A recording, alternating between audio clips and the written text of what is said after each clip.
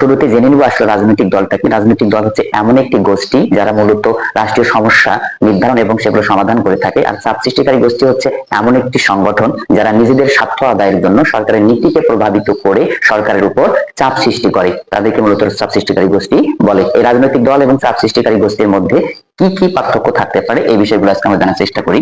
যেমন ধরো হচ্ছে আদর্শের ক্ষেত্রে যদি আমরা দেখি যে রাজনৈতিক দল এবং চাপ সৃষ্টিকারী গোষ্ঠী এই দুইটি সংগঠনের মধ্যে আদর্শটা কিরকম। প্রত্যেকটি রাজনৈতিক দলের সুনির্দিষ্ট আদর্শ থাকে, কিন্তু চাপ সৃষ্টিকারী গোষ্ঠীর কোনো সুনির্দিষ্ট আদর্শ থাকে না।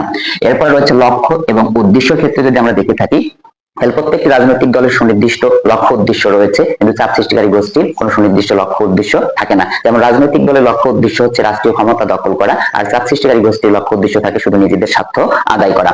এরপর সংগঠন হিসেবে যদি আমরা দেখি, অর্থাৎ রাজনৈতিক দল এবং চাপ সৃষ্টিকারী গোষ্ঠী এই দুটি কোন ধরনের সংগঠন হিসেবে কে কি রকম। অর্থাৎ রাজনৈতিক দল সংগঠন হিসেবে অনেক বড়, আর চাপ সৃষ্টিকারী গোষ্ঠী সংগঠন হিসেবে ছোট।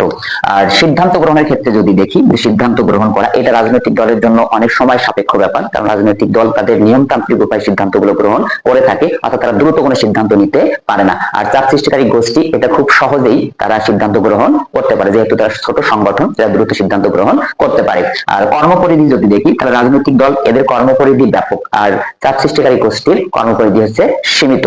আর নির্বাচনের ক্ষেত্রটাকে যদি দেখি, প্রত্যেকটি রাজনৈতিক দল রাষ্ট্রীয় ক্ষমতা দখলের জন্য অবশ্যই তারা নির্বাচনে অংশগ্রহণ করে। আর চাপ সৃষ্টিকারী গোষ্ঠী যেহেতু রাষ্ট্রীয় ক্ষমতা দখলের কোনো আকাঙ্ক্ষা নেই, এজন্য তারা কোনো নির্বাচনে অংশগ্রহণ করে না। তাহলে এগুলোই হচ্ছে চাপ সৃষ্টিকারী গোষ্ঠী এবং রাজনৈতিক দলের মধ্যে প্রধান পার্থক্য।